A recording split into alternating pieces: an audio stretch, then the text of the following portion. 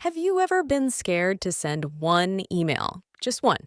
You write it, you check it, you read it again, and then you close the computer and say, I'll do it tomorrow. Oh, 100%. Me. That is me.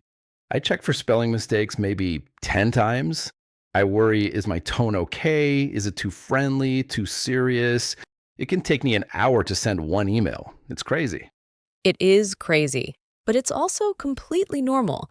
And that feeling, that small worry about a small thing, that is what we are talking about today.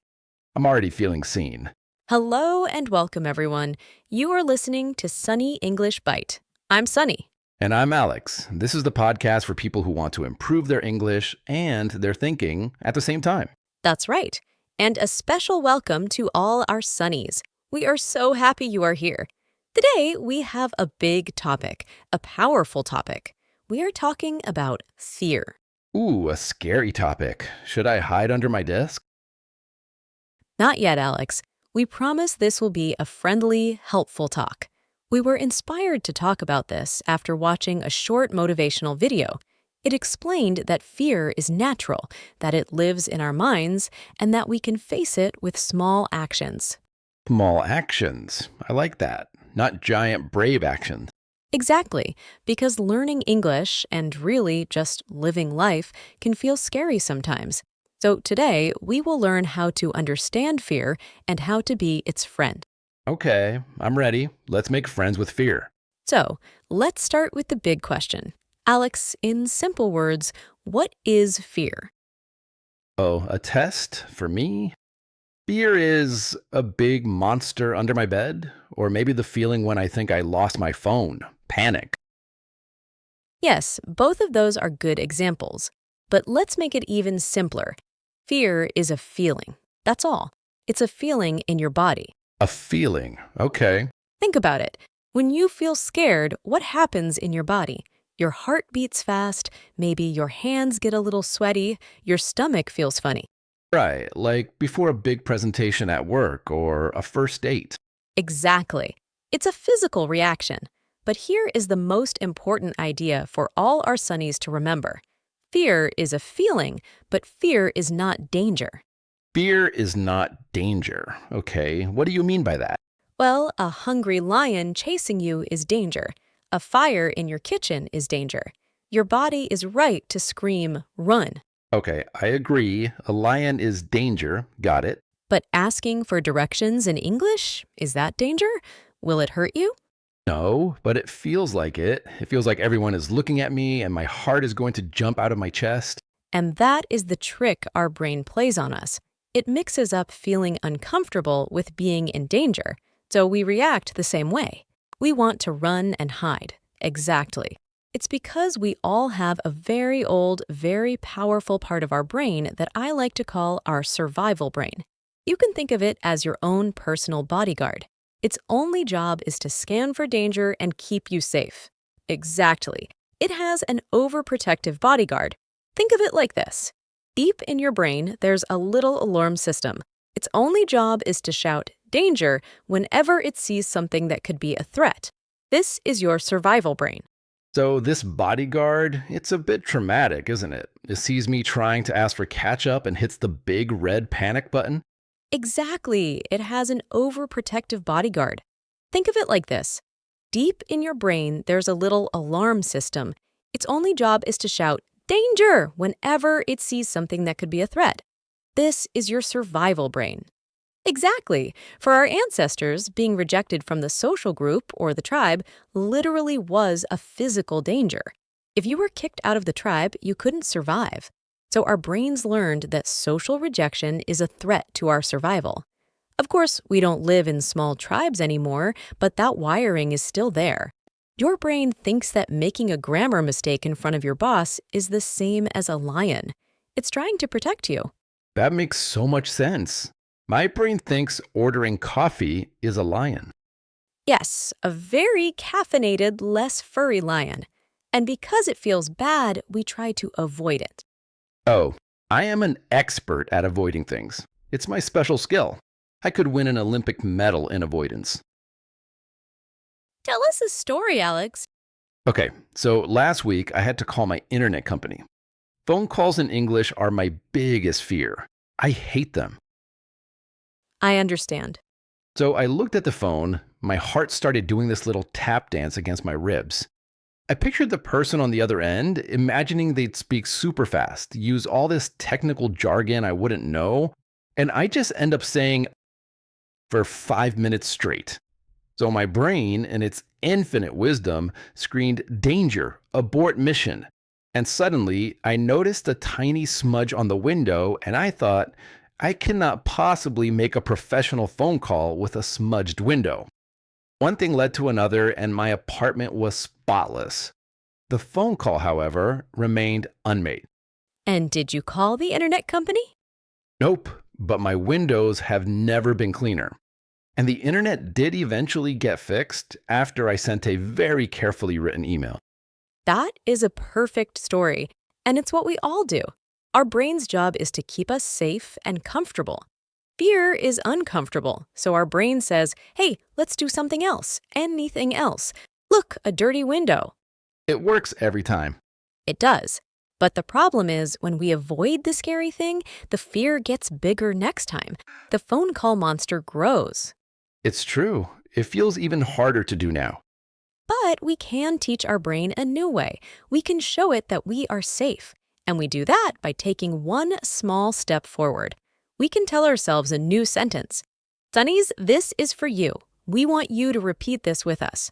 Ready, Alex? I'm ready. Let's do it. Okay, repeat after me. I can face fear.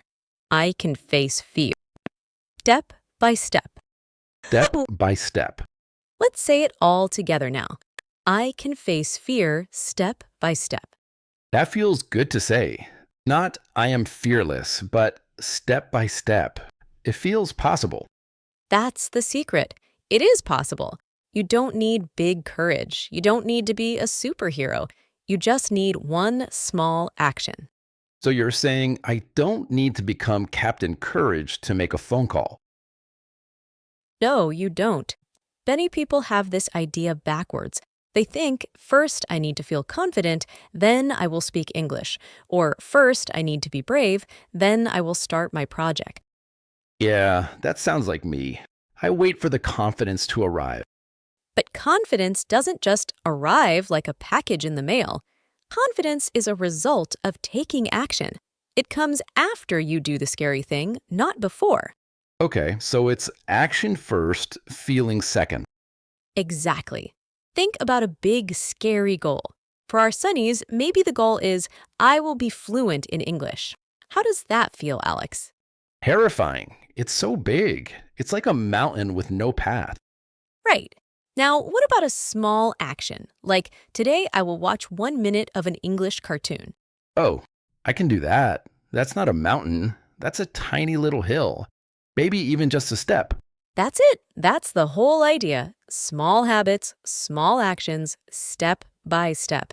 You take one small step, and your brain learns, hey, I did it. I survived. It builds a tiny bit of confidence. Then you can take another small step tomorrow. So we've talked about my phone call fear and watching a cartoon. Can we brainstorm some more? What are some other tiny steps our Sunnies could take for different kinds of English fears? I think a list would be super helpful. An excellent idea, Alex. Let's create a tiny step menu for our listeners. Let's start with the most common fear, speaking. The big, scary monster is, I have to have a full 30-minute conversation with a native speaker. So instead of trying to fight the giant fear monster, you just take one small step around it. What a great way to say it. Yes, you focus on the step, not the monster. This is changing my whole view of my to-do list. Good. Now, let's connect this directly to learning and speaking English. This is where fear shows up for so many of our Sunnies. Oh, for sure. Can I list some of the fears, the things I hear from my friends? Please do. Okay, number one, the fear of making mistakes, saying the wrong word, using the wrong grammar. A big one. Number two, fear that my accent sounds strange or funny to native speakers. Guess. And number three, the fear that people will not understand me, or worse, that I will not understand them and I'll just stand there and smile and nod. It's the worst. Alex, those are so real and so normal. I want every single Sunny listening right now to know you are not alone in these fears. Every person who has ever learned a new language has felt these things. That's good to hear. It feels like a personal problem, but it's not. Not at all. And I have a secret about this. It's a reframe, a new way to think about mistakes. Another secret. Okay, I'm listening. Here it is. If your English is perfect, you're probably not learning. Whoa. Okay, say that one more time. That's powerful. If your English is perfect, you are staying in your comfort zone. You are only using the words you know. Mistakes are not a sign of failure. Mistakes are proof that you are trying. They're a good sign. They show you are growing. That's a brilliant reframe. But it brings up a question for me, Sonny. It's one thing to accept mistakes in theory, but what about in the moment? When you're in a conversation and you say the wrong word, and you know it's the wrong word, your face gets hot, your brain freezes. What can you actually do right then and there? That is such an important question, Alex. It's the moment of truth. And my number one tip is don't stop. Don't let the mistake be a period at the end of your sentence. Let it be a comma. The worst thing you can do is freeze and go silent, because that makes the moment bigger and scarier than it needs to be. Just keep the conversation moving forward. Okay, keep the conversation moving forward. I can see that.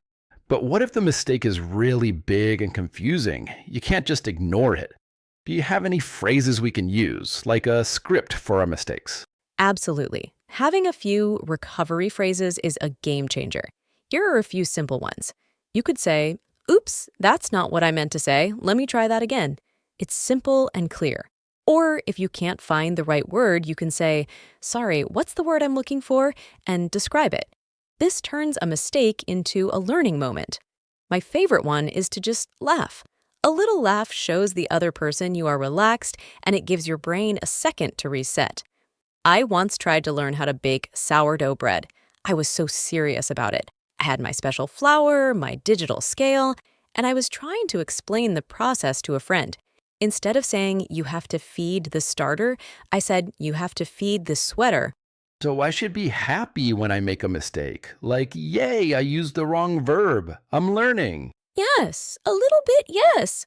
It shows you took a risk, you tried something new. And that is how we make progress. I love that. Mistakes are proof of trying. That feels so much better. Which brings us to our next big idea, practice and consistency. Right, so making mistakes is good, taking small steps is good, but it's hard to do it every day. Sometimes I feel motivated, and some days I just want to watch TV in my own language. And that is completely okay. This is not about being a perfect learning robot. It's about building small, gentle habits. We often wait to feel motivated before we act. Yeah, I wait for inspiration to strike. But, as we said, confidence comes after the action. Motivation is the same. Action creates motivation. You do one small thing, like listen to this podcast, and suddenly you feel a little more motivated to do another small thing. So you start the engine by taking the action, not by waiting for a feeling. Perfectly said. Now, in English, we have a very famous saying, practice makes perfect. Oh yeah, I know that one. But I don't love it, especially for language learners, because the goal is not perfection. The goal is communication. The goal is connection. Okay, so if we don't say practice makes perfect, what should we say? Let's change one word. Let's say practice makes progress. Practice makes progress. Oh, I love that so much. It takes all the pressure away. I don't need to be perfect. I just need to be a little bit better than yesterday. That is the only goal. Small progress every day, or even every week. That is how you climb the mountain. This is great. I feel like I'm ready to take on the world, or at least my email inbox. All right, perfect. Then it is time for our real-life practice section. Sunnies, this is where we move from talking to doing. Yes, let's do it. We have some easy, powerful sentences we want you all to repeat with us. Say them out loud. Okay, the first one is for the morning to start your day. Repeat after us. Today, I will try. Today, I will try. See, it's gentle. Not I will succeed. Not I will be amazing. Just I will try. It's a promise to take one small step. Okay, I like that. Here's the next one. This is for the moment you feel that fear of making a mistake. Repeat after us. I don't need to be perfect. I don't need to be perfect. It's a reminder that progress is the goal. Okay, one more. This one is about self-kindness. My accent is part of my story. My accent is part of my story. That's a beautiful one, Sonny. It's a reminder that sounding different isn't bad. It shows you know more than one language, which is amazing. Now for a small challenge for the week. A tiny challenge, my favorite kind. This week, we challenge you, our Sunnies, to do one small, scary thing in English. For example, go to a coffee shop and say, "Hello, one coffee, please. Thank you." That's it. Or you could write a one-sentence comment on a YouTube video in English. Just great video, or I like this. Another great one is to record a 1-minute voice memo on your phone just talking about your day in English. Nobody else has to hear it. It's just for you.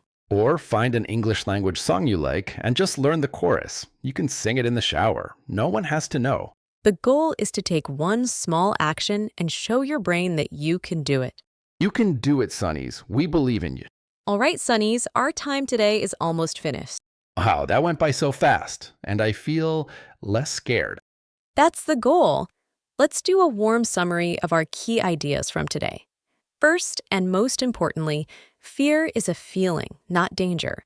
Your brain is trying to protect you, but sometimes it gets confused. Right. Ordering coffee is not a lion. Exactly. Second, you don't need big courage to face fear. You need small, tiny actions. Remember our phrase? Step by step. My favorite. And third, when it comes to learning, practice makes progress, not perfect. Mistakes are a good sign. They show you are growing. Mistakes are your friends. That's right. Just by listening to this podcast in English, you have already taken a brave step today. You should be proud of that. Totally. You are all doing an amazing job. So we will leave you with one final question to think about this week. Sunnies, what is one small step you will take this week? It can be very, very small.